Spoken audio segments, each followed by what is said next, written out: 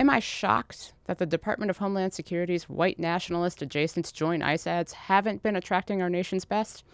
Not really. It's Wednesday, October 22nd. I'm Jane Coaston, and this is What a Day. The show sending warm, well, cool thoughts to users of the 8 Sleep Pod mattress.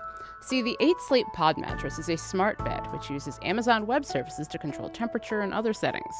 And when AWS went down Monday, so did the temperature control settings on the smart mattress, which led to overheating and other seriously annoying problems for people who just wanted to sleep on their mattress like normal people. Many things can and should be smart. You, maybe your phone, and your watch. But I think it's okay if your mattress is dumb. On today's show, ICE is losing the fight to push-ups. And President Donald Trump channels his inner Regina George by inviting every GOP senator to a White House luncheon except for Kentucky Republican Senator and fugly slut Rand Paul. But let's start with a question. Are we going to war with Venezuela? Because after more than 2 months of strikes on boats off the coast of the South American country that the Trump administration has alleged are involved with cartels and, quote, narco-terrorists, I'm not exactly sure. See, Trump keeps saying that this is all about stopping the flow of fentanyl into the United States. Here's House Speaker Mike Johnson speaking to ABC's Jonathan Karl on This Week last Sunday. Don't you have questions for him about what's happening in Venezuela? We have this buildup around Venezuela. We have the targeting of these boats. I mean, you must at least have questions about this. I know we have questions. You have drug cartels bringing in fentanyl in boatloads of it that would kill potentially hundreds of thousands of Americans. What we're doing is restoring... You have no questions about how they're doing. No, I believe in peace through strength. And here's Eric Trump, who's not actually a part of his dad's administration, but who cares about rules, explaining on Fox News last week that yes, this is all about stopping fentanyl from entering the U.S. And now every single time a boat goes out of Venezuela, it's get blown up into a million pieces, Martha. That's exactly what's happening every single day. I personally have 4 friends that have lost children to fentanyl. But there are actually a few problems with this narrative. First and foremost, we don't actually know if anyone on the 7 boats struck by U.S. forces in the Caribbean Sea were involved in drug trafficking, or who they even were. That's the point Kentucky Republican Senator Rand Paul made on Meet the Press last Sunday. And, when you kill someone, you should know if you're not at war, not in a declared war, you really need to know someone's name, at least. You have to accuse them of something. You have to present evidence. So all of these people have been blown up without us knowing their name, without any evidence of a crime. Secondly, Venezuela isn't a source of fentanyl. According to experts consulted by the New York Times, most of the fentanyl used in the United States comes from Mexico, where the drug is made with chemicals from China and other Asian countries. And then there's the fact that while the Trump administration has said their focus is on stopping drug traffickers, their actions seem way more focused on getting rid of Venezuelan President Nicolás Maduro. Sounds very regime-changey to me. So to talk more about Venezuela and the legality, or lack of said, of the Trump administration's actions, I spoke to Tess Bridgeman. She's the co-editor-in-chief of Just Security and visiting scholar at the Reiss Center on Law and Security at the NYU School of Law. Tess Bridgeman, welcome to What a Day. Thanks for having me. It's good to be here.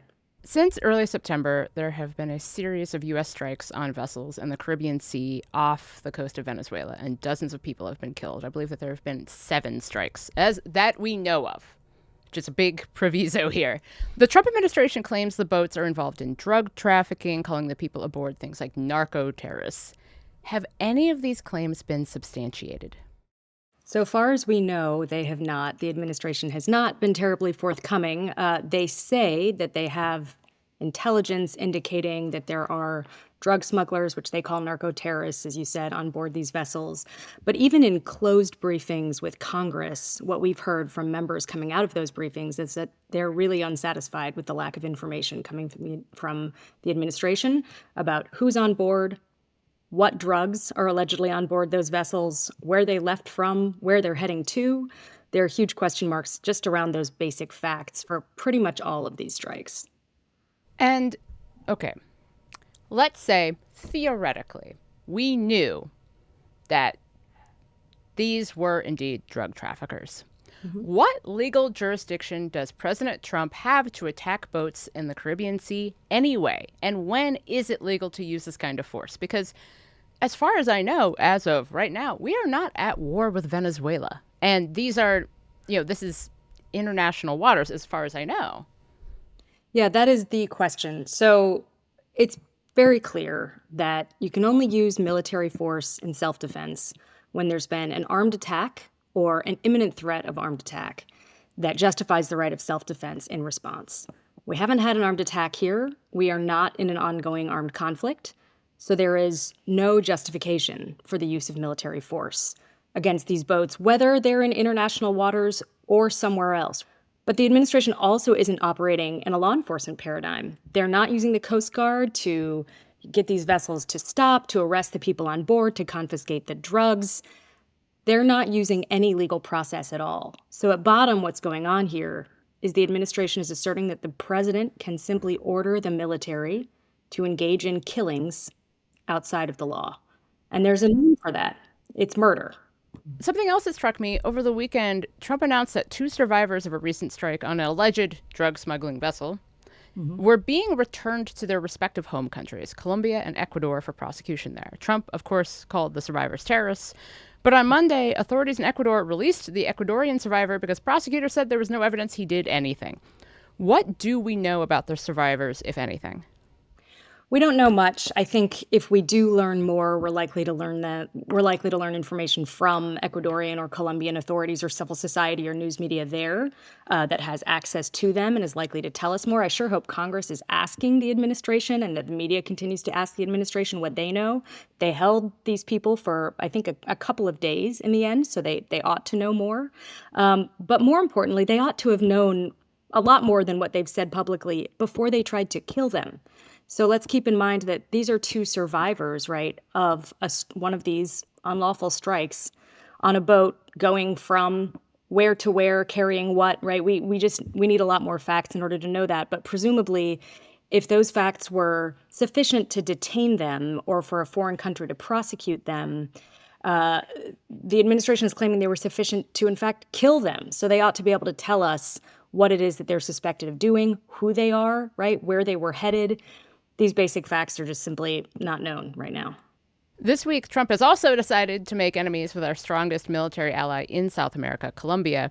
He slashed aid to the country and called President Gustavo Petro a, quote, illegal drug leader. What sparked this?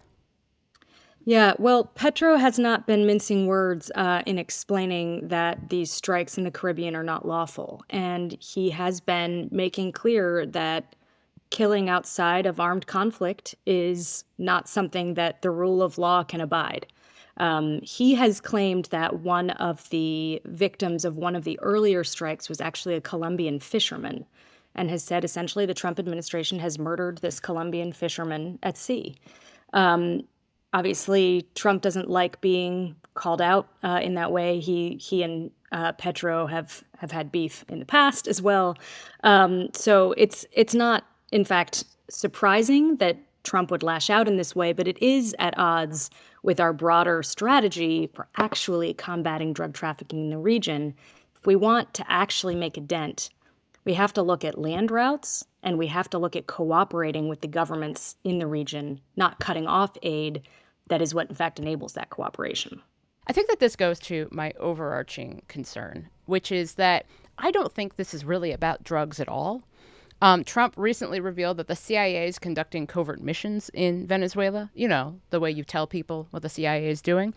And during his first administration, Trump tried and failed to push Venezuelan President Nicolás Maduro out of power. Trump is still going after Maduro and has doubled the U.S. bounty on his head to $50 million and is basically making all of the sounds you make when you want to do regime change. Is that what's happening here? Is Trump trying to settle this unfinished business of pushing out a leader he doesn't like? It could be a prelude to regime change. That's obviously yet to be seen. But look, since the beginning of this, there've kind of been 2 things going on in parallel, and they're related. One is these strikes on individual boats, and they've killed 32 people. So it's not a small matter, but it's happening alongside this much larger buildup of military assets in the region. And look, also Hegseth, Rubio, others in the administration have been using out loud about strikes on land, and they've certainly been making not-so-veiled threats about Maduro in particular, who's been, of course, someone Rubio has personally wanted to dislodge from power for quite a long time. If they move in that direction, we'll get a whole new level of illegal, because they'd also be using force against Venezuela. and a whole new level of, I think, disaster and chaos in the region. But it's not clear to me which cooler heads are going to prevail if they've been getting away with this in the Caribbean so far. That's why it's incredibly important for people to call this out for what it is and for Congress to really step up and do its job. Because if they can do it in the Caribbean, they may as well do it in Venezuela next. And they might label others terrorists and try to use this same playbook against them. So I think we should keep our eye on what's going on with who the president is labeling as a terrorist and what the limiting principle is for when he says he can use force against them. His deployments of the military domestically don't give us a lot of comfort that he might not try to use the same playbook here. You talked about Congress, and we've heard from Kentucky Republican Senator Rand Paul and Virginia Democratic Senator Tim Kaine wanting to rein in these kind of strikes, and especially wanting some answers to the questions you and I have just been asking. But do they have the power to check this kind of military action? I mean, there's this joke on Blue Sky you'll see sometimes about how, someone will say something about how, like, but I thought dogs couldn't play basketball, and the dog is like dribbling around them. And this feels like a moment where you're like, but I thought you had to ask Congress, and meanwhile we're shelling fishing boats. So what can lawmakers actually do here? There are a lot of things they can do if they have a little bit of bipartisan unity, and that tends to be the problem here. There's some things they can do even without that. So first and foremost, they can pass a resolution saying that the president has to terminate the use of U.S. armed forces in these operations. They tried to do that and failed on what was more or less a party line vote, though not completely, earlier this month. And there's likely to be a resolution teed up soon that rather than trying to force the president to withdraw from these particular operations in the Caribbean, tries to prevent him from being able to use force inside Venezuela. So we should keep our eyes on that vote coming up using the fast-track procedures of the War Powers Resolution. Another thing that's going to be coming up soon, which is also a mechanism of the War Powers Resolution, which is a statute Congress passed back in 1973 to try to rein in a past president, Nixon, and his uses and abuses of the military abroad, is that within 60 days of reporting that first strike, actually just by operation of law, without Congress doing anything else, the president is required to terminate the use of armed forces unless they've been authorized by Congress. So unless we see Congress taking a vote saying, yes, you may start striking whoever is in these vessels, come around November 4th, the War Powers Resolution's 60-day clock is going to run, and Congress needs to insist that that be honored. There's lots they can do in the oversight domain, but they could actually stop these actions with a vote under the War Powers Resolution or with cutting off the funds for them if they had the votes to do it. Tess, thank you so much for joining me. This has been super informative. Thank you. It was a pleasure to be on. That was my conversation with Tess Bridgeman, co-editor-in-chief of Just Security and visiting scholar at the Reiss Center on Law and Security at the NYU School of Law. We'll link to her work in our show notes. We'll get to more of the news in a moment, but if you like the show, make sure to subscribe, leave a 5-star review on Apple Podcasts, watch us on YouTube, and share with your friends. More to come after some ads. What A Day is brought to you by Aura Frames. Need the perfect gift for literally anyone? Get a digital picture frame from Aura. I take photos. A lot of photos. And I want to see them. So having an Aura frame has been a godsend. It comes with unlimited storage and simple controls on the frame, so you can upload as many photos as you want, and mom or dad or anyone else can pick the perfect one. See why it was named the #1 digital frame by Wirecutter, The Strategist, and Wired. You can save on the perfect gift that keeps on giving by visiting auraframes.com. For a limited time, listeners can get $20 off their best-selling Carver mat frame with code AURA20. That's AURAFrames.com, promo code AURA20. Support the show by mentioning us at checkout. Terms and conditions apply. Here's what else we're following today. Headlines. Senator Schumer said he reached out to you about meeting on the government shutdown. Will you meet with him before you leave for Asia on Friday? Well, I will actually. I'd love to meet with them. I just want them to open up the country first. President Trump made his position about ending the shutdown clear to reporters in the Oval Office on Tuesday. Hours before, Trump gathered GOP senators in the Rose Garden for lunch. Every Republican senator received that invite except for one. If everybody, we're just missing one person. You'll never guess who that is. Let me give you, he automatically votes no on everything. He thinks it's good politics. It's really not good politics. On the outside looking in was Kentucky Republican Senator Rand Paul, who is, I must admit, pretty good at politics given that he has been in the Senate since 2011. He has voted against the GOP resolution to fund the government, arguing that it would add too much to the national debt. And in response to his snub, Paul took the age-old approach of pretending he had cooler plans anyway. The senator tweeted out a picture with GOP House member Thomas Massie, another Kentucky Republican who has opposed some of Trump's agenda for being too costly.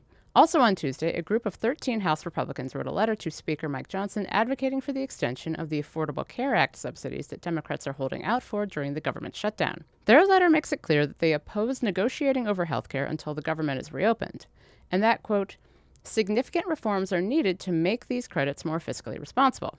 But at the same time, the letter is a sign of just how much pressure some GOP politicians in competitive districts are feeling during the shutdown. Vice President J.D. Vance arrived in Israel on Tuesday and said that he has, quote, great optimism the ceasefire between Israel and Hamas will hold. That's despite both sides accusing each other of violating the terms of the agreement since it went into effect earlier this month. On Sunday, Israeli military strikes killed at least 45 people in Gaza, according to health officials there. Israel says it launched those strikes in response to an attack in which Hamas militants killed 2 Israeli soldiers in southern Gaza. Since the start of the ceasefire, Israel has allowed more aid to go into Gaza, but is still keeping the Rafah border crossing with Egypt closed over accusations that Hamas is delaying the return of bodies of the seized hostages. Hamas returned 2 more bodies on Tuesday. Speaking at a press conference earlier in the day, flanked by Jared Kushner and Special Envoy to the Middle East, Steve Witkoff, Vance did call for some patience when it comes to the return of the bodies. This is difficult. This is not going to happen overnight. Some of these hostages are buried under thousands of pounds of rubble. Some of the hostages, nobody even knows where they are. That doesn't mean we shouldn't work to get them, and that doesn't mean we don't have confidence that we will. It's just a reason to counsel in favor of a little bit of patience. But because patience is not a word Donald Trump understands, the president posted Tuesday on Truth Social that if Hamas does not uphold its end of the ceasefire, quote, an end to Hamas will be fast, furious, and brutal. Now for some potentially good news for pro-Palestinian activist and recent Columbia University graduate Mahmoud Khalil. On Tuesday, Khalil and his lawyers appeared before a federal appeals panel in Pennsylvania to argue that the government tried to unlawfully redetain or deport him after his release from a Louisiana detention center in June. His team says it's in retaliation for Khalil's pro-Palestinian speech during university protests, which is a clear violation of his First Amendment rights. The panel sounded skeptical of the government's case. Here's Khalil speaking outside the federal courthouse. I feel confident. Of course, the Trump administration is still trying to redetain me. They're trying to stop, actually, the federal court from looking at my case because they know they don't have a case against me. The Third Circuit said it will need time to deliberate, and the judges did not issue a ruling, but it's looking good for Khalil. Unfortunately, that's where the good news ends. Khalil still faces separate deportation proceedings in Louisiana, where ICE transferred him after his arrest in New York. Back in April, an immigration judge in Louisiana sided with ICE, ruling that Khalil could be deported to Syria or Algeria, not for his activism, but over what the government called technical errors on his green card application. Khalil's lawyers have said they intend to appeal the deportation order. Immigration and Customs Enforcement is facing its toughest battle yet, and no, it's not Portlanders in animal costumes, it's fitness testing. According to a report by The Atlantic, more than a third of ICE recruits at the agency's training academy in Georgia have failed the fitness test so far. The test consists of 15 push-ups, 32 sit-ups, and also running 1.5 miles in 14 minutes. 2 officials told The Atlantic the 1.5-mile run has toppled more trainees than any other requirement. Am I shocked that the Department of Homeland Security's white nationalist-adjacent Join ICE ads haven't been attracting our nation's best? Not really. Department of Homeland Security officials say the failure rate is just a small group of candidates and doesn't reflect the larger pool. Sure. Officials told The Atlantic the slow-walking brigade is hindering the agency's plan to hire, train, and deploy 10,000 deportation officers by January. Womp womp. The magazine also cited an email from ICE headquarters to the agency's top officials that said, quote, a considerable amount of athletically allergic candidates had been showing up to the academy. One official told The Atlantic, quote, it's pathetic. Checks out. Before we go, the holidays are around the corner and we're excited for gathering, baking, and our favorite tradition, participating in the unhinged discourse about Santa. Just in time, the Crooked Store brought back the fan-favorite Santa is a Woman crew neck sweatshirts and long-sleeve tees, this time in festive new colors. Grab one to wear to your next holiday party or at your family Christmas, both of which were definitely organized by a woman because a man has never been thoughtful enough to get every sibling the perfect gift, let alone the whole world. Pick one up now at crooked.com/store. That's all for today. If you like the show, make sure you subscribe, leave a review, wave goodbye to Paul, Nazi Streak, and Gracia, then tell your friends to listen. And if you're into reading, and not just about the racist group texter nominated to run the Office of Special Counsel, reportedly withdrawing his nomination despite what he called on Twitter, quote, overwhelming support. Like me, What A Day is also a nightly newsletter. Check it out and subscribe at crooked.com/subscribe.